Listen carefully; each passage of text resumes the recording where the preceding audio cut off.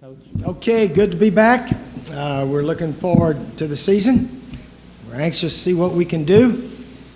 We had a little difficult stretch in the middle of the year last year. We lost some games where we had basically a 2-touchdown lead, couldn't hold it, couldn't stay on the field, couldn't stop the other team, and had a disappointing mid-season.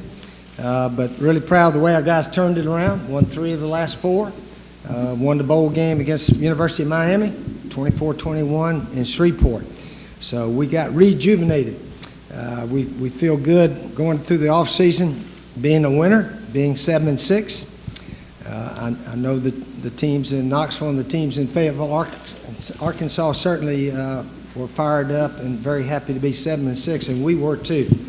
We don't get quite the credit that they do for being happy, but we were a happy bunch of Gamecocks to go 7-6 last year, because it could have been worse. We know that. We're thankful. We're appreciative. We're going to try to do better this year. I've hired a new defensive coach, John Hope. He's going to coordinate with Lorenzo Ward and pretty much call the shots from the secondary. John Hope was with me at Florida my last year, 2001. We led the conference in total defense and scoring defense that year. Had a heck of a team. One of the best teams we ever had there. Played 2 close games and lost both of them. And finished 3rd in the nation. After that season, we both went to the NFL. I lasted 2 years, and John Hoke lasted 13 years. So he's a little stronger NFL coach than I was.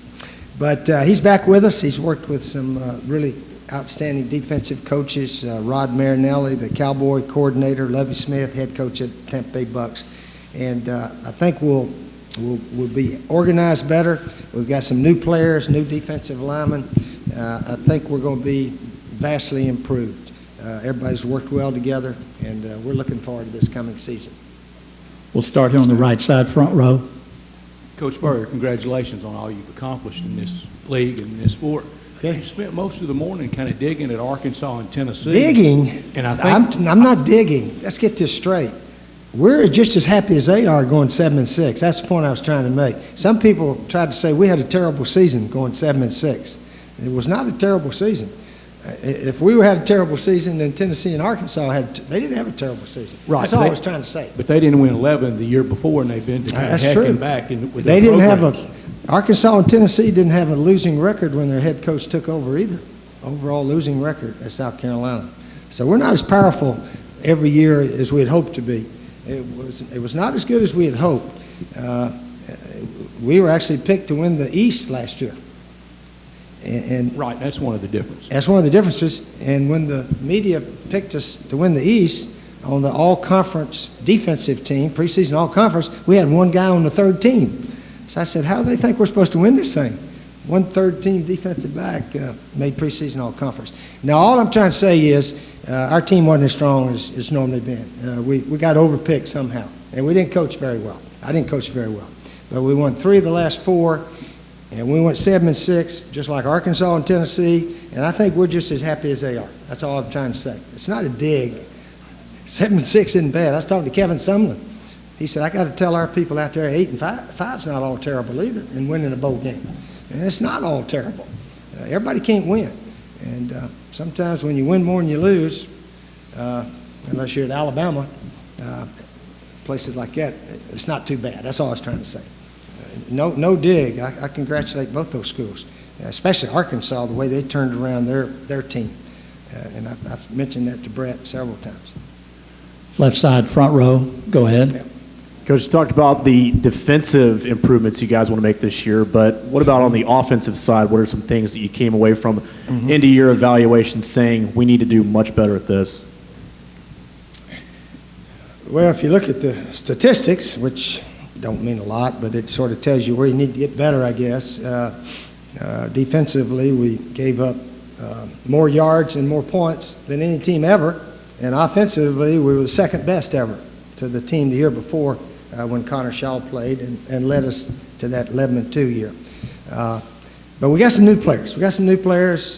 John Hope involved heavily as defensive coordinator with Lorenzo Ward, and I think some new defensive linemen are really going to help our defense.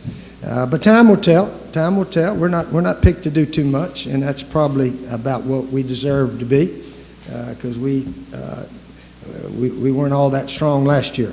But somehow or another, again, we managed a winning season out of it.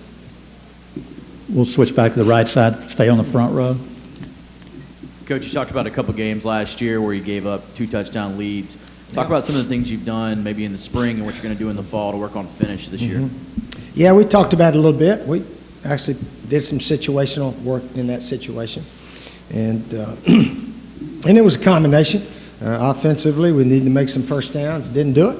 And then defensively, we didn't tackle very well. We let the guys get out of bounds, and they eventually went down and scored. But hopefully just, just got to play better, coach better, and play better. Coach, we're going to switch over here to the left side, front row. Steve, you mentioned in the other room that Lorenzo Nunez, great runner, pretty good passer. What specifically does he need to work on in order to get significant playing time this fall? Yeah, well, I haven't seen him much yet. He just got here in the summer. So I've seen him run around a little bit. We're not out there when they're throwing the ball around. I asked some of the guys, how's he throwing? And they said, Coach, he can run fast. He's a fast, good athlete. But he's a good passer. I mean, he threw for a lot of yards. But he'll work on it as we go and so forth. But I think he's a good passer. I don't know how great any of them are right now. But obviously a quarterback that can run and throw gives you that dual threat that the defensive coaches don't like to see, those guys. We'll stay on the left side. Go ahead. Coach, since Missouri's joined the conference, they've already won the division twice. What have you thought of their program since joining? Oh, they've been very good. I really like Coach Pickle. I think he does an outstanding job. Their defense plays tough, smart, one of the best defenses each year, and their offense does enough to win about every game. For them to go 7-1 in the conference 2 years in a row, that's very good, very good. One of the guys was saying, you guys have a little rivalry with them. We have what they call the Battle of Columbias. Columbia, South Carolina, Columbia, Missouri. Got a nice trophy. Guys get to grab the trophy and run off the field. Unfortunately, they grabbed it and ran off our field last year, but we had a chance to hang on to it the 2 years prior. But they're a good, solid team. They don't beat themselves, that's for sure. Back of the room on the right. Chad Scott from 1010XL Radio in Jacksonville. You've got a couple of Jacksonville quarterbacks on your roster, Perry Orth and Michael Skarnecchia. How are they progressing to get playing time? They're 2 wonderful young men. They do everything you ask and a little bit more. Michael Skarnecchia had a nice spring game, led the team on about an 80-yard drive and hit a little slant to Terry Guger for the touchdown to win the game. I think 14-13. Was that it? Yeah, 14-13. Not a lot of scoring.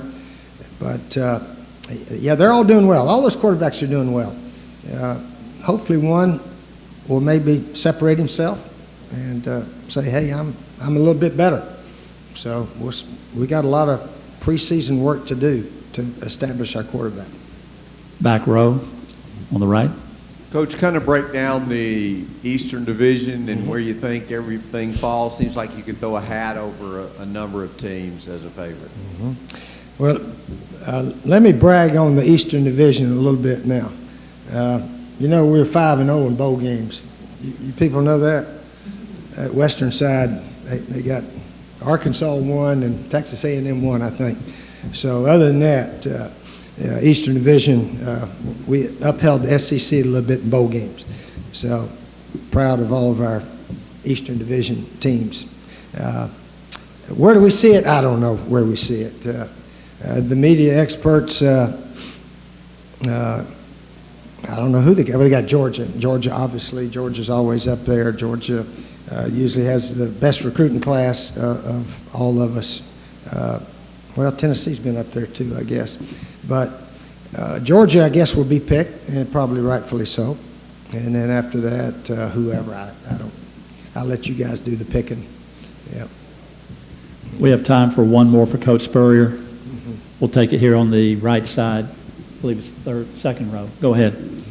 Coach, you mentioned the East, the 8 tough conference games. You got North Carolina at the front, Clemson at the back, and UCF kind of hiding there in September. How do you feel about the schedule this year with 11 pretty tough games, it looks like? Yeah, it is. I think some magazine voted us the toughest schedule in the SEC. But that's just the way it is. We'll try to play them one at a time. And when you play 8 conference games plus 2 ACC teams, Clemson, North Carolina we play, Central Florida, a very good team over the years, and Citadel gives us fits. Citadel, Wofford, both those teams always a close game with them. But we've got to go play them one at a time. We're capable, and we're really looking forward to seeing what we can do this year. All I was trying to say is the 7-6 season at South Carolina is not a terrible year, and don't anybody ever think it is. Now, it might be at Alabama, but we don't quite have the tradition that Alabama's got. And so I'm proud of our guys. They don't need to get blasted for going 7-6 and winning a bowl game.